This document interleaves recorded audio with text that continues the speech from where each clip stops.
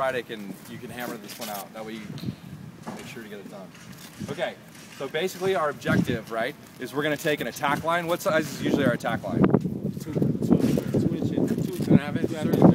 2.5 inches is our attack line. Or small plier, inch and 3/4. Inch and 3/4 is usually our attack line.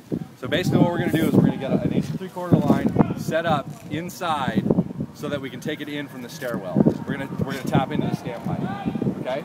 So he's going to start with his inch and 3/4 line, and he's just going to make up a one-man hose back. Okay?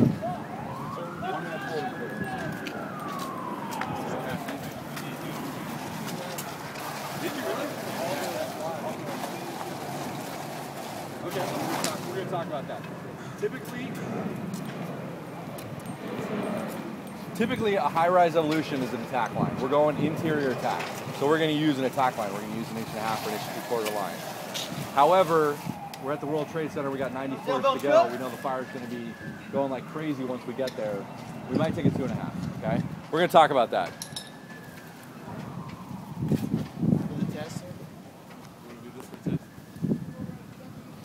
For the test, I'm going to say you can ask. You can ask them and test. Okay? When they say, I want you to do a standpipe evolution, you can say, sir, would you like a 2.5 or an 1.75 inches? And then if they say whatever you want, just make sure your class all does the same thing. Okay? That way everybody's on the same page.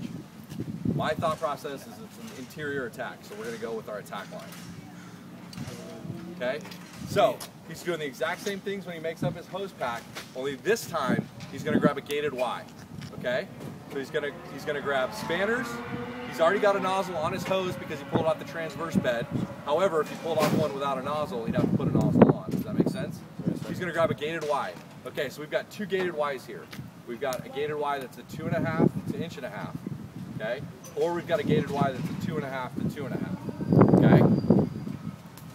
My preference and the way I was taught, and not everybody in my class did it this way, which kind of screwed us, but I was shown that it's always better to grab the 2.5 to 2.5 with two reducers on there to connect to this line. That way, if you get up there and you start fighting fire and you know you don't have enough water, you can just take off the reducers and plug a 2.5 inch line right in there. Okay? If you do a 2.5 to 1.5 inch gated Y, we can only do an 1.5 inch with the water. Does that make sense? Without shutting down the whole standpipe and change out the gated Y. So, this is the way I was shown. To do a 2.5 to 2.5 inch gated Y, two reducers on there, and his nozzle. Two reducers? Yeah, you should have another reducer on there. Right? Because you don't know what the next engine company is going to come in is going to bring, right? And if you put a reducer on there, if they bring an 1.75 inch line, they can just plug that in. If they bring a 2.5, they just take it off and plug it in, right? Like I said over here, right? We want to grab all the tools that we might need and take them with us. Okay? That way we don't have to go back for anything. Then if we get there and we don't need it, at least we've got it. Does that make sense? All right, so I want everybody to pay attention, right? So going up the stairs, you want to protect the nozzle, okay? So he built his hose pack so his nozzle's against his chest, okay? And then that gated Y is on the outside. That gated Y is heavy, and it's going to try and slip out.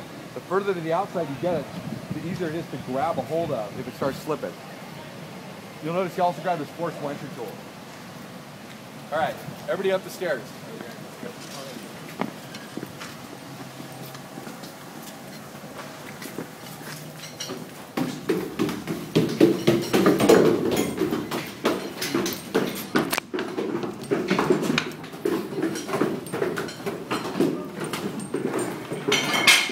Okay, so again, he's going to put down his hose pack. He's thinking about how he made his hose pack, okay? And he's going to put down his hose pack so that it lays out the correct way again, right? He wants to put down his hose pack so that the gated Y faces the standpipe and the nozzle faces the door, okay? He puts down his hose pack, and just like outside, he's going to take that hose pack and he's going to flick it out. Okay? And he's going to flick it up the stairs. Okay? He pulled the cap off. He checked for debris inside the standpipe, because a lot of times people put like beer cans and stuff in there. So you got to check for debris. And he's going to connect this gated Y. Okay? You'll notice when he hooked up his gated Y, he hooked it up to the right side. He knew which stairwell he was going up, and he put it on the side of the gated Y that goes into the door. Okay? Basically, at some point we should try and put it on the wrong one and we'll charge it, you guys can see, because it actually comes out this way and then it goes across both sets of stairs. How's the jail bell shut? It's a huge pain in the butt to climb over that hose, so we want to try and keep that hose out of the way for any crews that are coming up next. Okay? He placed his nozzle on the second or third step. I kind of like the third step. It just gives me an extra, it's easy to pull that hose down the stairs. So I kind of like the third step. I think it just gives a little extra room just in case when he charges it, everything drops, right? The reason that we put it on this second step is because water weighs a lot, right? So when we take that hose up the stairs, we charge it, gravity takes over and it tries to pull everything back down the stairs. So that's why we're going to put that nozzle up a couple of steps just to make sure that if it drops, it doesn't drop down behind that door and we're not trapped. Okay? So he's flaked his hose now. It comes up the inside of this stairwell. It turns the corner. It actually goes up a couple of steps onto that next set of stairs. It comes across the stairs and around the outside. And before he's done coming down, he's going to take a look at everything and make sure that his hose didn't go down the side of the stairwell. Okay? If the hose drops down the side of the stairwell and he charges it, you're stuck. You're stuck. You can't go anywhere with that hose. You got to drain it and get it out of there before you can do anything else. Charging line! So at this point, he's got his hose flaked out where he wants it. He's going to charge the standpipe. Okay? Standpipe O is all the way open or all the way closed. Okay? He's going to open it up all the way. Is there water in it? There's no water in it. Okay. Sure there's no residual? So he's charged the standpipe. At that point, he's going to go ahead and open up the gate. He's going to charge his line. Water coming! And he's going to charge it slowly. In this set of stairs, it's great because you can actually see his hose all the way around. So you can make sure that that hose doesn't drop down the side of the stairs as he's charging it. Okay? So his line's fully charged. He's going to come down and bleed his Bleed line, check your pattern. Checking his pattern. Good, his nozzle's ready to go. Now, okay, one person would be charging the hydrant, the second person would be the nozzle. So the person who charged the line is now going to be the door guy. Okay? He's going to get his forcible entry tools ready where he wants them. He's going to go ahead and use the bare back of his hand. He's going to peel his glove back and his gauntlets, put the bare skin on the door. Fire level right here. He's checking heat from bottom to top. Okay? And as soon as he starts to feel heat, he's just going to take his wet glove and he's going to wipe it on the door. Okay? And that's going to signify where the heat level is down to on the inside of that door. Okay? That way the nozzleman who didn't touch the door has a visual of, okay, as soon as I open this door, this is probably where smoke's going to be coming out at least, is down to this level. Okay? So, once he does that, they're both going to mask up. Okay? They're ready to go before he opens that door. They're masked up. He's going to force entry on that door. He's going to try the knob. He's going to try before he pries. Okay? And this door was unlocked, thank goodness. So, he opens it up. He keeps a foot behind that door so that it opens up 6 inches. Basically, he's looking for just a couple of things. He's basically looking for a pressurized room versus an unpressurized room, okay? He's basically looking up at the smoke. He wants to see the smoke coming out. Hopefully it's just trickling out. He can kind of turn around that corner. He can look inside there. He can look through the fire, right? And then he's going to close the door and he's going to communicate with his partner, okay?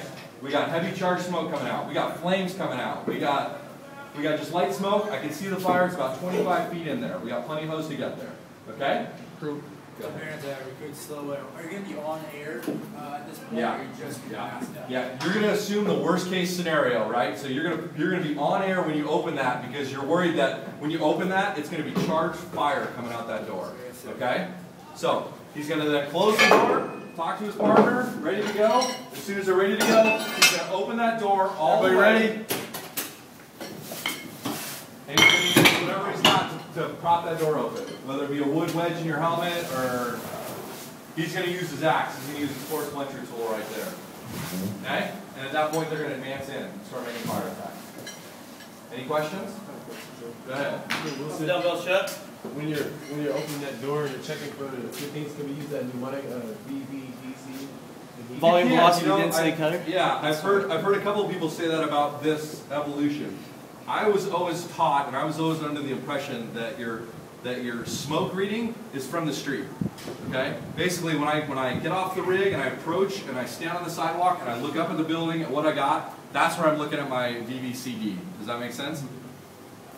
From here, My two concerns are pressurized versus unpressurized. If I got pressurized smoke or fire coming out that door, we got a lot bigger problems than if I just got smoke trickling out. The color